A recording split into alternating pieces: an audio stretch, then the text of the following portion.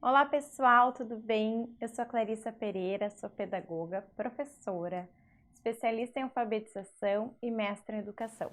Mas mais do que isso, eu sou apaixonada pela educação e uso as redes sociais para compartilhar um pouco da minha experiência, um pouco do meu conhecimento, tanto com famílias, mas também com professoras, através de cursos de formação. E hoje eu estou aqui para a gente conversar um pouquinho sobre o papel da família no processo de alfabetização das crianças. É muito importante que a gente entenda que esse processo é um processo muito conjunto, né? Entre família e escola, entre os adultos que acompanham essa criança. Então a gente tem que começar entendendo, e eu começo com esse questionamento que é bem significativo, bem importante e que passa sempre aí pela realidade, pela experiência das famílias, que é aquela pergunta: qual é a idade certa para a alfabetização? Aí eu vou usar as contribuições de uma autora que me ajuda muito, né, que com certeza fundamenta o meu trabalho, que é a Magda Soares, uma professora da Universidade Federal de Minas Gerais, da UFMG. E a Magda nos coloca um questionamento no livro dela, Alfabetização, a questão dos métodos, Alfabetização, a questão dos métodos, para quem quiser anotar aí. Ela coloca um questionamento assim, que a gente querer datar o processo de alfabetização, principalmente em relação às leis que às vezes mudam, né, de quando que tem que acontecer isso, em qual ciclo, em quais anos, enfim, a gente desconsidera tudo que a criança já traz. Né? O que a Magda está querendo dizer com isso é que a gente já começa a ser alfabetizado antes de entrar para uma educação formal, antes de entrar para a escola, e continuamos nos alfabetizando por muito tempo, porque a gente vai aprimorando as nossas práticas, né, de leitura e de escrita. Então eu quero começar trazendo para vocês um conceito super importante. Então, para além da idade da alfabetização, eu quero trazer para vocês algumas dicas práticas para vocês estimularem esse processo aí, não importa a idade que a criança esteja, né? Então, para que isso ocorra, eu quero então trabalhar com vocês um conceito que é super importante, que é de letramento. Então, o que a gente fala? Que para que a criança possa realmente se alfabetizar com sentido e com significado, que é isso que a gente quer, ela tem que estar inserida num contexto de letramento. Letramento nada mais é do que a exploração, a experiência, o uso social, a função, que sentido a gente dá para a leitura e para a escrita. Isso quer dizer que os nossos filhos, as nossas crianças, os nossos alunos, enfim, aí a criança que convive com você tem que estar imersa na cultura escrita. Isso não quer dizer que a gente vai pedir lá para a criança com 3, 4 anos que ela comece a ler com decodificação. Aí entra mais um conceito: leitura, decodificação, leitura, compreensão. A gente fala que a leitura envolve 2 processos: o reconhecimento das palavras, que é a leitura em si, né, a técnica da leitura, e a compreensão, que talvez seja o mais importante. Então, assim, eu não leio se eu não compreendo. E o que a gente pode fazer? Desde que a criança é bem novinha, aliás, desde a gestação, a gente já pode trabalhar com compreensão. Por quê? Porque a gente pode já contar histórias para as crianças, né? E mais do que contar histórias para as crianças, é muito importante que elas explorem os livros, que elas explorem essas histórias. Não só livros, mas diferentes gêneros textuais. Então, a criança que está lá na educação infantil, a partir dos 2, 3, a partir de um aninho de idade, a gente tem que saber escolher bons livros para essas crianças. Isso não significa que o livro tenha que ter letras, né? Ele pode ter só imagens, a criança conta o que está acontecendo para a gente pode seguir algumas estratégias que são super importantes nesse processo de compreensão leitora. Então, o processo de compreensão leitora faz parte, sim, do letramento. Faz parte desse uso da criança entender esse uso social da escrita. E quando eles já estão maiores, o que a gente pode fazer? O que a gente deve fazer? A gente tem que fazer com que as crianças entendam por que eu escrevo. Por que que eu leio? Qual é o objetivo disso? Né? Por que é importante? Então, a gente, quando, por exemplo, se a gente vai fazer uma lista de supermercado, né? Hoje em dia, eu nem sei se a gente escreve no papel, enfim, mas é super importante a gente resgatar isso. A gente pode dizer, olha aqui, agora eu vou anotar o que a gente tem que comprar no supermercado. Vamos ajudar aqui o pai, vamos ajudar a mãe a fazer a lista do que a gente está precisando comprar? E a criança pode fazer a sua exploração, né? A gente teve um avanço muito grande na área educacional quando duas autoras muito importantes, Emília Ferreiro e Ana Teberoski, fizeram uma pesquisa relacionando, estudando, né? Fizeram um estudo sobre como acontecia a leitura, o processo de leitura, a construção da leitura na criança e como acontecia o processo de escrita na criança. Com esse olhar, elas tinham um embasamento teórico construtivista.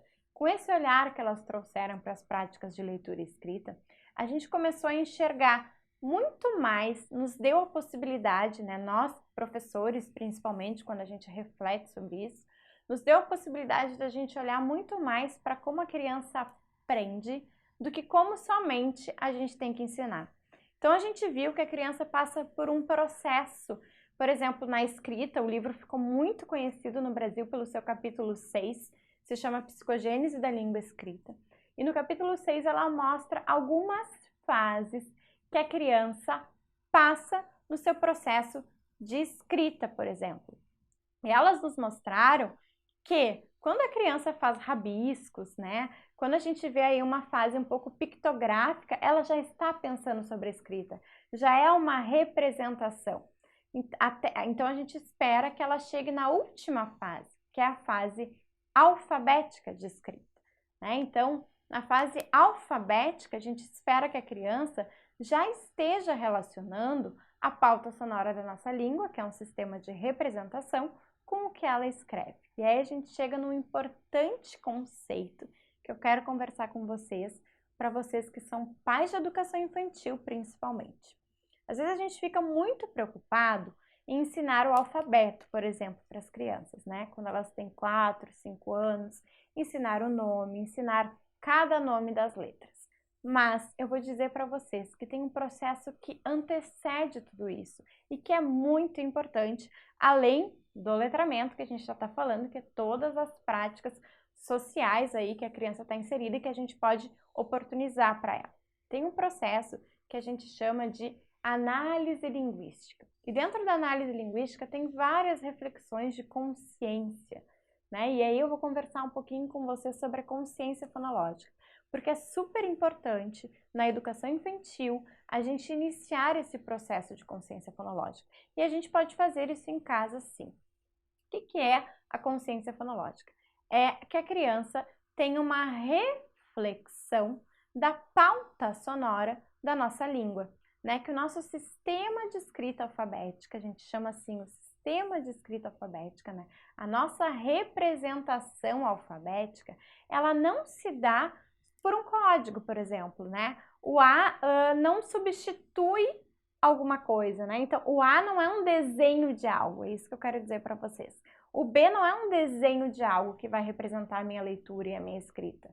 Não, o A, o B está representando uma pauta sonora, né? Então, eu tenho que refletir sobre isso, eu tenho que entender que o meu sistema de escrita alfabética está representando alguma coisa.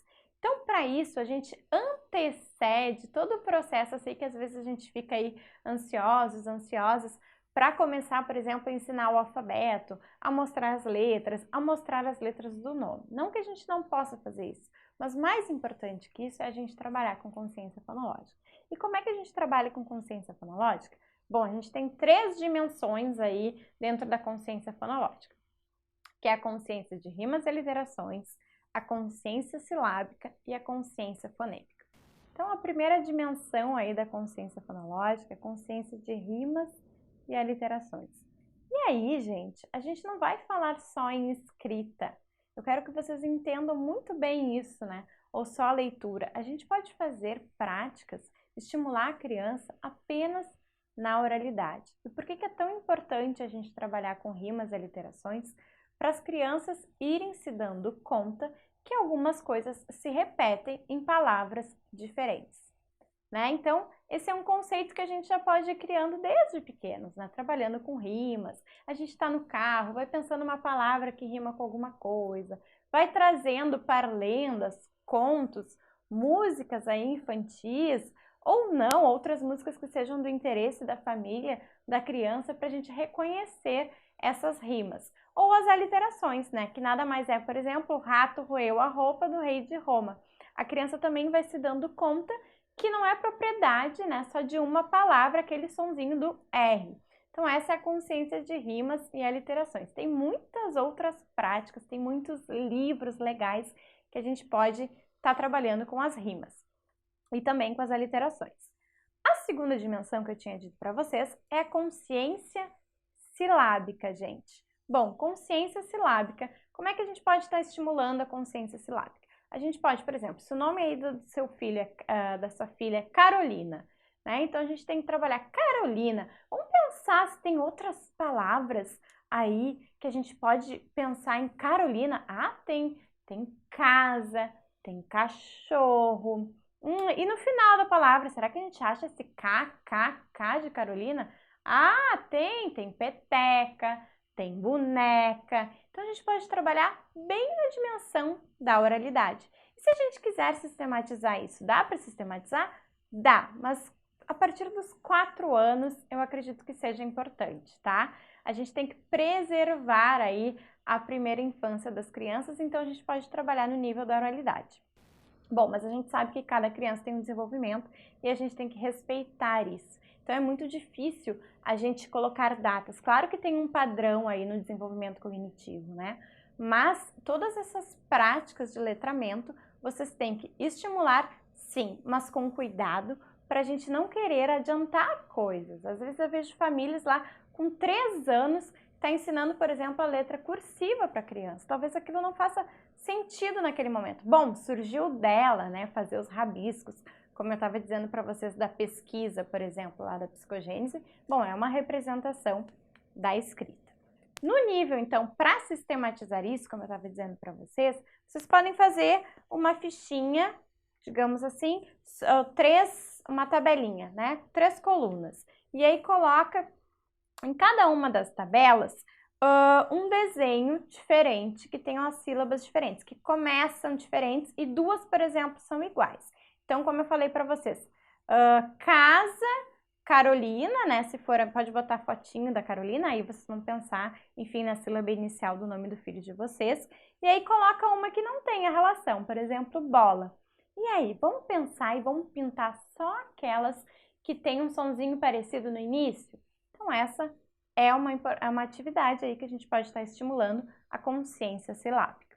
E a consciência fonêmica, gente, é a mais complexa, a gente pode dizer assim, né? Consciência fonêmica é quando a gente explora o som de cada letra. Então, como é que a gente pode fazer, de novo, na educação infantil, no início dos anos iniciais, para trabalhar essa consciência fonêmica? A gente pode brincar com a criança. O que a gente pode fazer? Por exemplo, como é que eu posso substituir? Que outra palavra tem parecida com bola? Ah, cola, mola, né? Fazer essa diferenciação da letra inicial é bem legal, porque a criança vai se dando conta de que as terminações da palavra, de que outras letras, de que outros sonzinhos não são exclusividade apenas de uma palavra. Então, isso também é importante. Passamos pelo conceito, então, de consciência fonológica. Eu quis trazer ele para vocês, justamente, né, eu já disse isso, para a gente compreender que o mais importante não é ensinar as letras, mas tem todas essas coisas que a gente pode iniciar, todos esses processos que a gente pode iniciar antes mesmo disso, tá bom? Então, agora a gente vai conversar mais especificamente sobre a leitura, né? Que eu já tinha começado lá conversando com vocês sobre o reconhecimento de palavras e sobre a compreensão. Como é que a gente pode estimular aí os nossos filhos a realmente entenderem o que eles leem? Porque isso é alfabetização. A alfabetização, hoje a gente compreende que não é chegar a uma etapa em que a gente entenda essa relação grafofonêmica da língua, mas sim entender o que está lendo, escrever pequenos textos, né? Então, isso é estar alfabetizado. Ler com fluência, entender pequenos textos, escrever os textos que eles foram capazes de aprender, que eles tiveram acesso. Isso é estar alfabetizado. A gente não considera, por exemplo, uma criança que ainda não escreve frases, ainda não consegue segmentar alguns textos como totalmente alfabetizado, né? Então, para que ocorra a alfabetização, tem que ter compreensão. Gente, isso é muito importante. Compreensão leitora. E como é que a gente pode estimular a compreensão leitora, gente? Que é um processo que eu quero que vocês entendam que é o primeiro passo para uma leitura eficiente. Não adianta, se eu não dou significado porque eu estou lendo, não vai fazer sentido nenhum. Então aí, na educação infantil, quando as crianças são menores, a gente já pode estar fazendo algumas coisas para estimular isso. Algumas estratégias. Então, eu vou começar falando para vocês sobre a motivação. É muito importante que a gente motive as crianças para a história. E como é que a gente vai fazer isso? Não só para a história, para outros portadores de texto, para outros gêneros textuais, tá? Mas a história é muito comum, né? Eu gosto muito de literatura infantil, então eu acabo trazendo o exemplo da história. Então, vou dar um exemplo aqui, tá? Escolhi alguns livros, eu tenho muitos outros, mas só para a gente conversar, só para a gente ver aqui visualmente, enfim. Vamos contar ou vamos juntos explorar, né? Eu acho que isso é importante também de eu dizer para vocês, da gente conversar, que a leitura não significa que eu, adulto, tenho que estar sempre à frente dessa leitura. É super importante, sim, uma leitura modelo para a criança, muitas vezes para ela justamente ir vendo, né, o que lembra aquele conceito que a gente começou conversando sobre letramento, então, para ela entender que tem algo escrito aqui para fazer algum sentido, então algumas vezes sim, o adulto vai ter que fazer essa leitura. Mas não significa que a criança não seja uma participante ativa desse processo, né? Mesmo que ela ainda não tenha decodificação, que é o reconhecimento de palavras, o outro processo, ela já pode ir vendo, ela tem que ir criando alguns conceitos do que está escrito aqui. A gente já pode ir dizendo para a criança onde está o autor, onde está o ilustrador, o que tem aqui, né? O que a gente pode conversar que tem aqui desse ladinho, então a capa, a contracapa, enfim. Essa já é uma motivação. Simplesmente a gente conversar sobre o título é uma motivação super simples. Mas outras motivações que fazem parte dessa estratégia de compreensão leitora é, por exemplo, a gente ativar os conhecimentos prévios das crianças, trazer para a experiência delas aquilo que elas vão ler. Olha só que importante. Trazer as relações que elas já fazem. Então, assim, nessa capa a gente pode perguntar: que é isso aqui? Que animal é esse? Tu já viu esse animal? E que som esse animal faz? Isso já vai estar estimulando. Por que será que tem esse animal aqui? Será que esse animal está dentro do livro? Essa é uma estratégia de motivação. Tem várias outras que eu sei aí que vocês vão criar, mas é super importante que a gente, sim, faça essa estratégia da motivação, tá bom? Uma outra estratégia que é bem legal e é super importante também para a gente ir formando o processo cognitivo de compreensão leitora, é a inferência. O que é a inferência? É a gente tentar compreender para além da história, o que aconteceria, o que vai acontecer. Então, a gente pode trabalhar o processo de inferência, por exemplo, é o que não está realmente dito aqui, né? Para além disso. Então, por exemplo, uma estratégia de inferência aqui na capa. O que será que ela tem que ativar os conhecimentos? O que será que essa senhora está fazendo? Né? O que ela está fazendo aqui? Bom, ela está com uma carta na mão, um convite. Aí vocês podem pensar sobre isso. E a gente já recebeu algum convite para um aniversário? Ativar os conhecimentos prévios que eu tinha dito para vocês também tem relação com a inferência, tá bom? Uma outra estratégia, gente, é a estratégia de predição. Então, assim, antes de eu já li um pedacinho da história. Aí a gente já pode pensar assim, o que vai acontecer depois, será? Né? Inventar o que vai acontecer, e aí a gente vai, e aí a gente confirma se aconteceu ou não. É muito importante. Então, assim, eu acho que aqui eles vão ler. Será que esses animais fazem leitura realmente? Bom, então a mãe agora, o pai, vai ler para você e a gente vai tentar entender se realmente isso aconteceu ou não, né? Se isso que tu estava pensando, o que que tu acha que vai acontecer? Ah, não, eu acho que vai cair de lá, vai cair lá de cima todos os livros. Aí a gente escuta tudo que a criança, todas as hipóteses que as crianças têm, né? É muito importante a gente pensar sobre isso.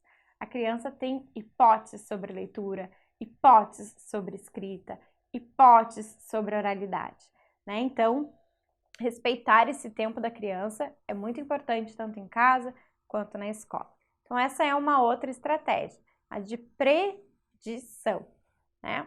Uma outra estratégia que eu vou trazer para vocês é a leitura por imagens, somente por imagens, e isso ajuda muito a compreensão.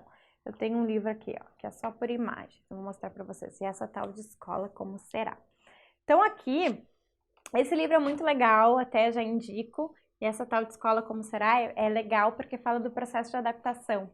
Então, mostra, né, a menina, a personagem, quando tá em casa, no início, muito chorosa para chegar na escola. E aí depois ela vai se dando conta de que foi bom estar na escola, enfim. Tem várias imagens legais.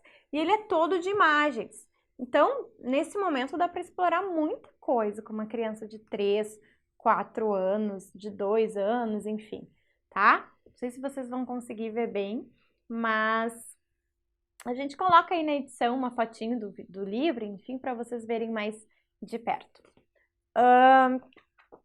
E aí, gente, nesse momento, então, só com imagens, aquilo que eu tinha dito para vocês, né? A gente está fazendo todo um processo de compreensão. E aí a criança vai contando para vocês o que está acontecendo no livro, né? E aí a gente vai explorando juntos, a gente vai fazendo as perguntas que eu já disse para vocês. Isso é bem importante. Bom, terminando a história, e aí a gente tem que cuidar também para aquele ranço que a gente tem da escola. Li um texto e aí eu tenho que fazer atividades, perguntas de compreensão, que geralmente lá no texto é só procurar uma palavra relacionada, enfim. Mas a gente tem que ir treinando sim com as crianças, treinando não, motivando, né, estimulando a compreensão da história. Então, quando terminou a história, a gente pode voltar com as crianças pequenas, né, de 3 anos, 4, 5, enfim. Voltar para alguma das imagens, alguma das cenas do livro e perguntar: o que será que aconteceu aqui? Você lembra? Vamos retomar isso. O que aconteceu? Será que já aconteceu alguma coisa parecida? Aí a gente estimula novamente, né, para ela que ela possa lembrar do que aconteceu na história. A gente estimula tentando fazer relação com o que a criança já vivenciou, com o que a criança vivencia. Isso é muito importante. Tem muitos conceitos, outros muitos conceitos aí para a gente conversar sobre estimulação de alfabetização, mas aí lá no meu canal tem vários vídeos gratuitos para vocês que vocês podem dar uma olhada com outras dicas, dicas para incentivar a leitura, ou escrita, ou análise linguística, enfim. Mas o que eu queria dizer é sobre a escolha dos livros.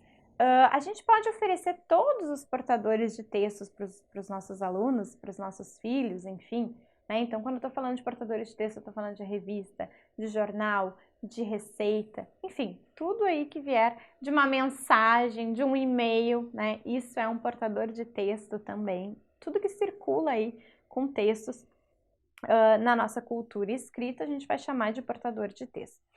E é muito importante que a gente saiba fazer boas escolhas. Então, eu vou dar algumas dicas para vocês. A partir de 1 ano, a gente já pode explorar livros que têm textura, né, tecidinhos, ou a gente pode fazer, enfim, colocar alguma textura nos livros para as crianças.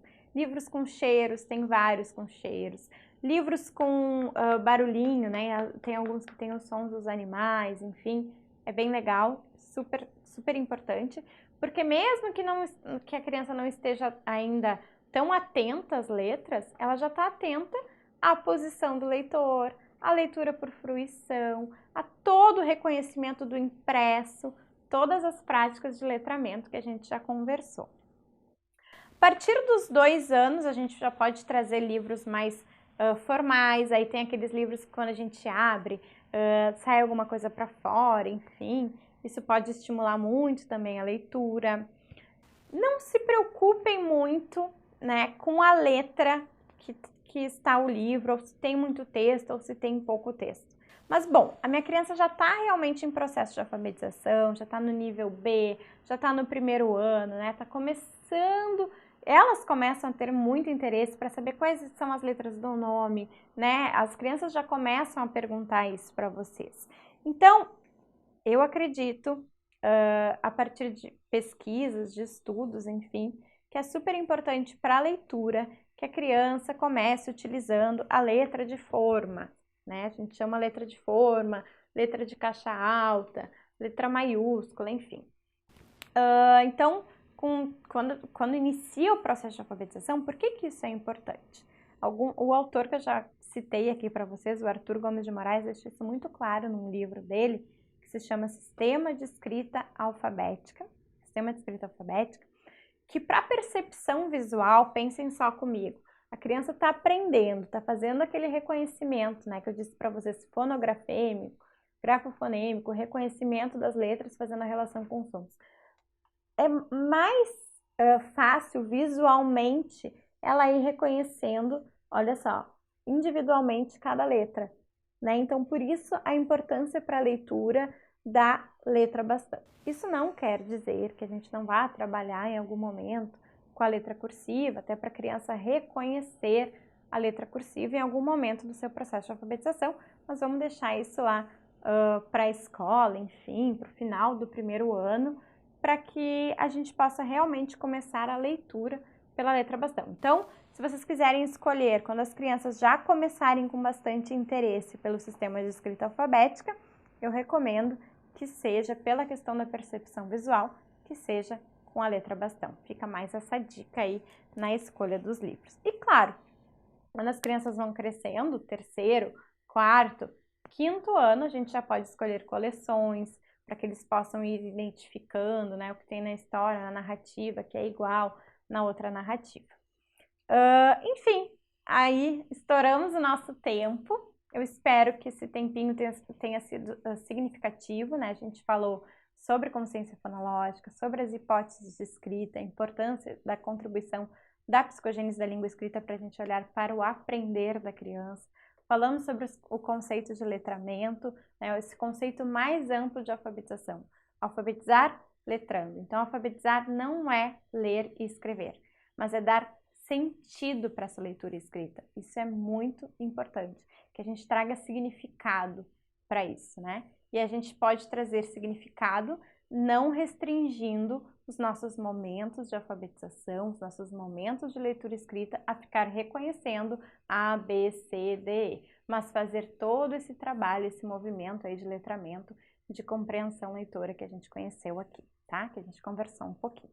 Eu espero que vocês tenham gostado desse momento que a gente partilhou de alguma forma e eu te espero nas minhas redes sociais. Então, se você quiser me encontrar, é Clarissa Pereira Pedagoga.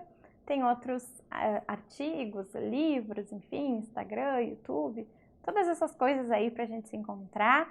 E se você quiser fazer alguma pergunta, pode mandar para o meu e-mail, é contato@clarissapereira.com.br, que eu vou fazer questão de te responder, tá bom? Obrigada, a gente fica por aqui. Um abraço.